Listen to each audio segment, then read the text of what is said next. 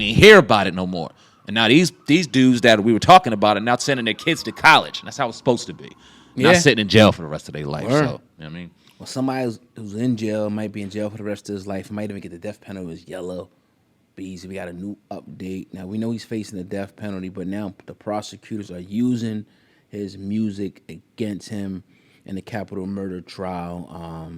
Obviously, he's going to bring in his own experts and whatnot to try to disprove it. But another situation of, people being too real, I guess, in the song, saying too much in the songs, and now they're going to be bringing that in as state's evidence exhibit number 1 and saying this is what he was saying and this, he talked about this and this. And they get so thorough to the point, you might have a prosecution up there going word for word with the song, then they'll bring in translators. But if it's like certain street terminology and slang, they'll translate it to so something that the juries can comprehend and understand. Damn, this fucking phone. Yella Beezy, man, what was your thoughts about them now being able to use his lyrics against him?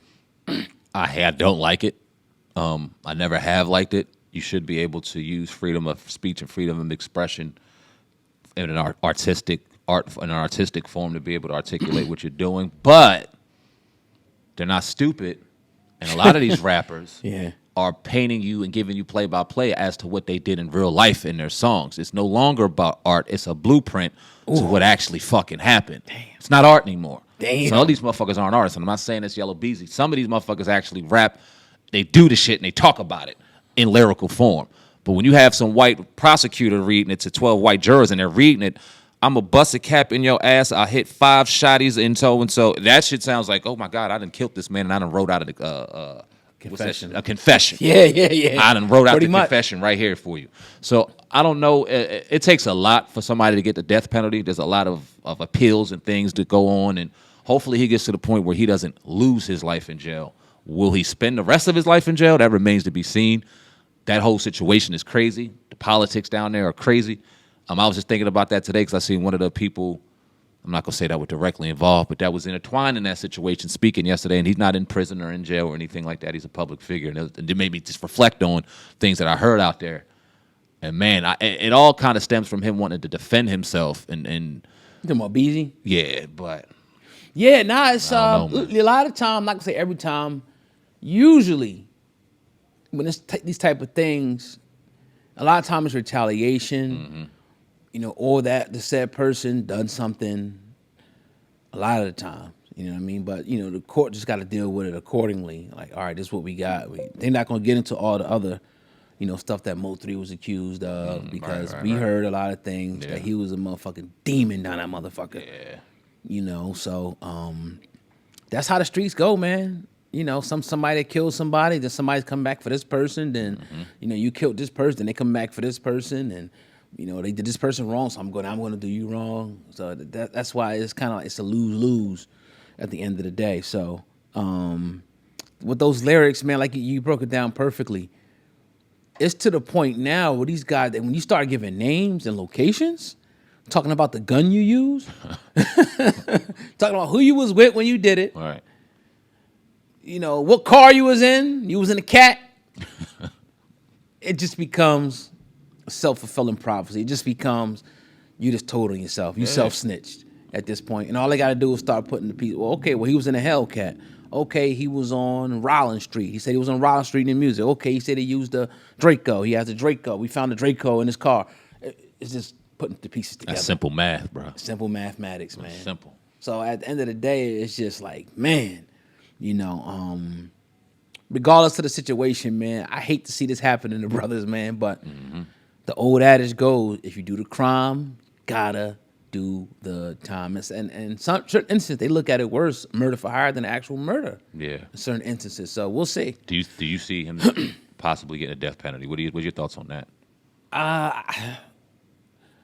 Without looking at the evidence, Texas don't play around, but it could be a I'll look at it a 50-50 split as far as him. Scary. Yeah, I look at it a 50-50 split. I would lean more to life if he's convicted, life in prison without the possibility of parole. But he's going to have his defense lined up. He's going to have things set up and lined up. And I don't know how much deep evidence they have as far as because you're going to have to prove now that he first motive. You got to prove that he paid this person. You got to prove that they gave the location out on this person, and a lot of things have to be proven first that we're not really privy to right now. And it's not a Fed case; it's still in the state, so we'll see. Yeah.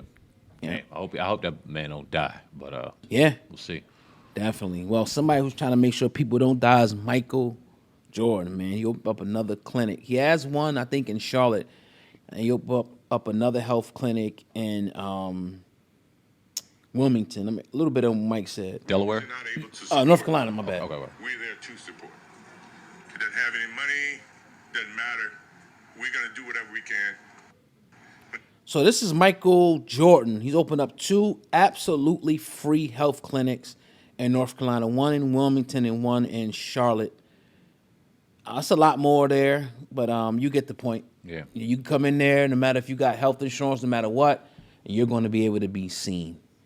What's your thoughts on that? It's great. It's phenomenal. And as much criticism as we give Michael Jordan throughout the years off the basketball court for what he doesn't do for black people, not liking black people. Owning prisons, remember that? Him owning prisons and all allegedly, that. Right. All of the negativity is always so loud, and the positivity and things that people do are so quiet and so kept under the rug for whatever reason. We don't like to hear good shit from good people. I don't know Michael Jordan's personality. I don't know him, but I know that this is a great thing.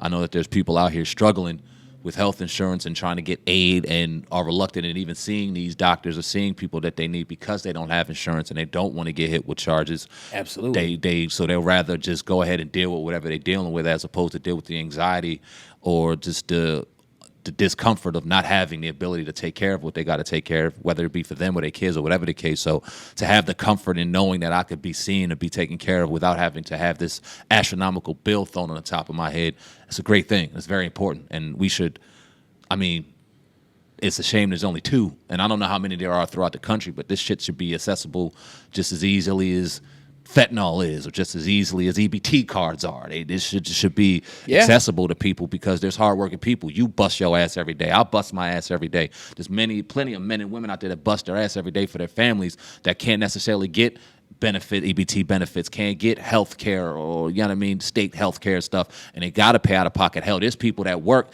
pay for insurance, and still got to pay astronomical prices when they get to these different offices and things. So for them to have an opportunity to go somewhere and not take advantage of the system but get assistance that they need, that's awesome. That's important. Yeah. I don't give a damn who's doing it, but the fact that Mike is doing it with his own coin, and rest assured, these people are getting paid. Them workers in there, them doctor staff, them doctors are getting paid from someone, which means that's probably coming out of Mike's pocket himself. So salute to him for that, man. We always want to talk about the negative shit people do. Let's start talking about and up in the positive things. So I'm glad. Salute to him. And it's like, for years, we talk about, Jordan, the people buying Jordans, and it was this going rumor that he had stocks in prisons, which, how could you ever prove that? Yeah. You don't know who has stocks in prison. Nobody knows who, but that was like gospel in the black community. And, there was stories about him treating black people wrong and him not liking black people. And if that's the case, why would he go into black neighborhoods, black cities, and put a free health clinic there? Yep. He can just say, man, fuck y'all, I'm not doing shit for y'all. But no, he's going in and he's doing it. That's all we ask our celebrities, our rap stars, our athletes. Just give something back, bro. That's all. And that's his contribution of giving back. If you make that type of money, if you get that type of success, please have a track record of doing something for the people. That's all that we saying. We don't want all your shit, but do something, and that's what he did, yo. Other people I don't see. Maybe they're doing stuff. Maybe they are. Maybe they're not. But that's all we ever ask as a people, man.